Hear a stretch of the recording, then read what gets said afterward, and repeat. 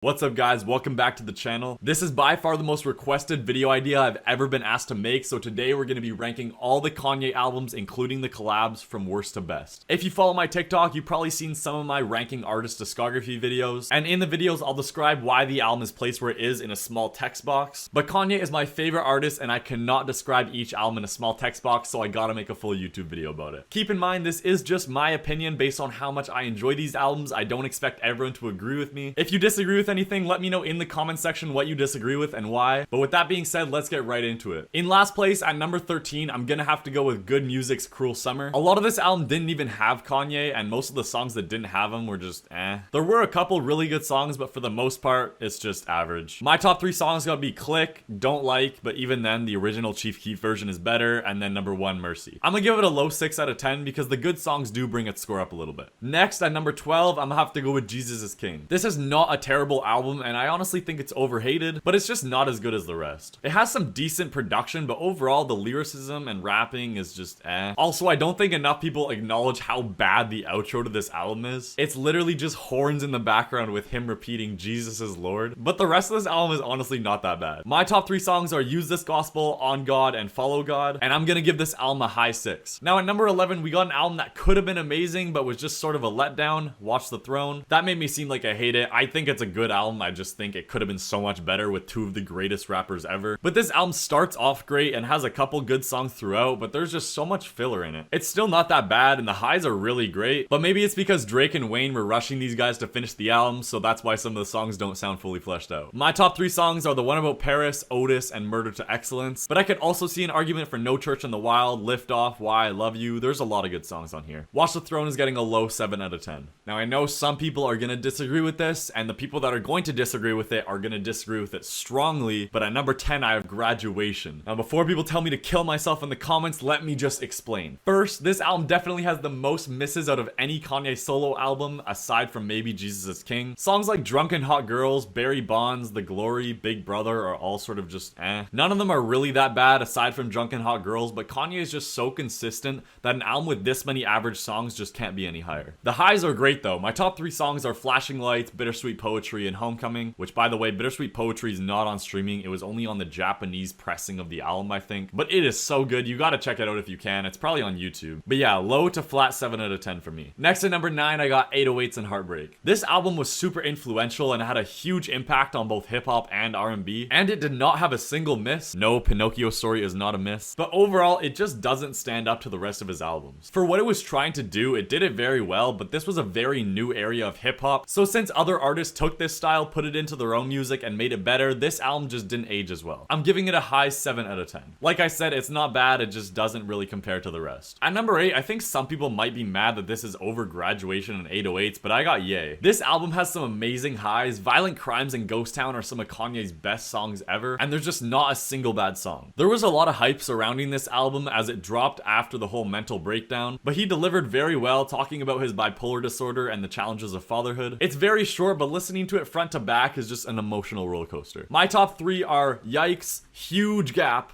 Violent Crimes, then another pretty big gap, and then Ghost Town. This gets a low 8 out of 10. Now at number 7, the people who like this album really like this album and think it's like top 1 Kanye.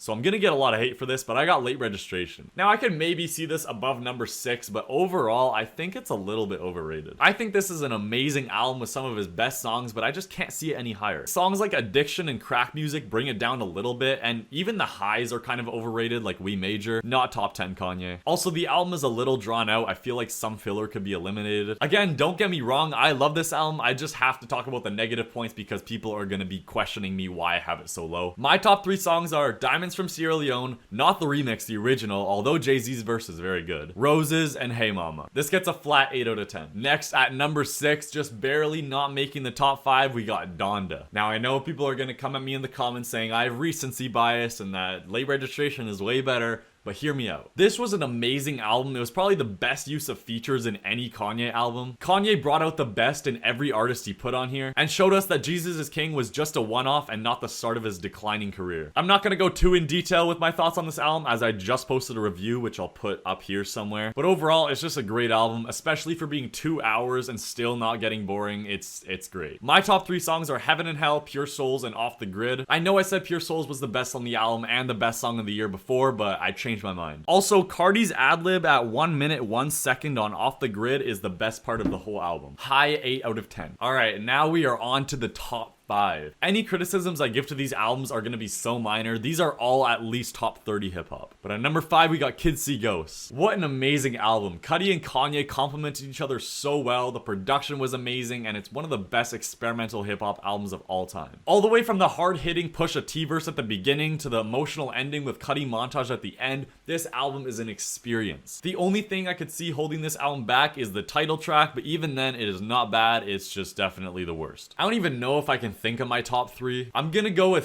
Feel the Love, Fire, and I'm gonna go with Reborn, Fire, Fourth Dimension. It's a low 9 out of 10. At number 4, it pains me to put it this low, but I got The Life of Pablo. I actually shot this same video about a month ago, but the footage messed up, so I just gave up. But in that video, I had The Life of Pablo at number 3, and it's not that this album grew off me, it's just the album at number 3 did grow on me a lot. I see a lot of people criticizing The Life of Pablo, saying it has a ton of filler, and although I can sort of understand, I think it's super over-exaggerated. Literally every song on this album is good. Even tracks people consider bottom tier, like Freestyle 4, I don't even think are that bad. The only reason it isn't higher is because I'll admit it is a little drawn out, but overall this album is just amazing. Anyways, top 3 songs are Famous, No More Parties in LA, and Saint Pablo. Saint Pablo is also like a top 10 hip hop song of all time. Flat 9 out of 10. Now coming in at number 3, I got Yeezus. Like I said, I used to have this at number 4, but it grew on me even more, so I had to move it up to number 3. But I just love this album. I could honestly even see this album being number 1. It's just I'm In It and Send It Up, which sort of hold the album back a little bit. They aren't bad songs at all. They just sort of grew off me over time and overall don't hold up to the rest of the songs. But other than those 2 tracks, this album is a complete masterpiece. Actually, including those 2 tracks, this album is still a complete masterpiece. If I could pick one Kanye album to go back and listen to for the first time again, it would 100% be Yeezus. When I was 13 listening to this album for the first time, I thought it was the coolest thing ever. Although this album wasn't super experimental for music as a whole at that time, for Kanye, it was something that he'd never done before. So this was a big entry point into industrial hip hop for a lot of people who only really listen to mainstream rap, aka 13-year-old me. My top 3 songs changed quite a bit, but I'm gonna have to go with Guilt Trip, Blood on the Leaves, and Hold My Liquor. And before people say, oh, where's Bound 2? It's bottom 3 on the album, I'm sorry. I'm not trying to be different, it's just every other song grew on me so much more than Bound 2. Still a great track and a great way to end off the album, but yeah, it's bottom 3. I give this album a high 9 out of 10. At number 2, I got My Beautiful Dark Twisted Fantasy. This album is starting to get overhated. I see people putting it like bottom 3 Kanye.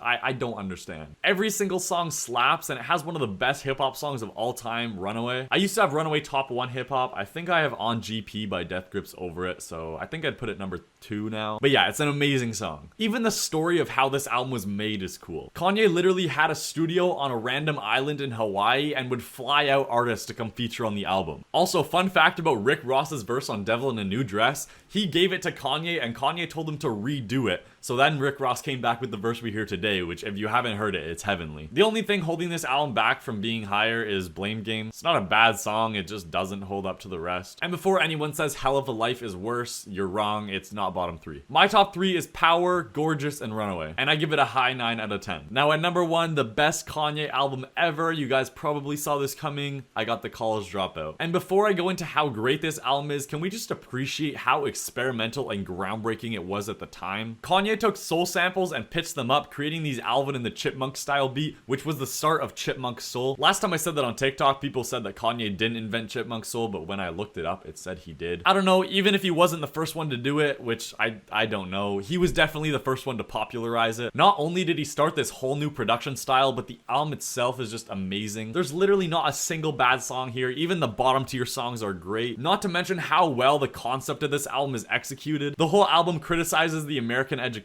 system, and the skits are just hilarious. I can't even give my top 3 because it would leave out so many songs, so here's the entire track list ranked. Now I may be biased because this was the first album I ever listened to in full, but after years and years of listening to a ton of music, it still has not grown off me. The College Dropout by Kanye West is a 10 out of 10 album. Keep in mind that this is just all my opinion. Leave your rankings in the comments. I want to see what you guys think. Also, if you want to hang out with me and ask me random questions about music and stuff, I go live on Twitch every single day at 5 p.m. Pacific, 8 p.m. Eastern. But thank you guys for watching. I appreciate it. A new video will be out next week as always. Love you guys.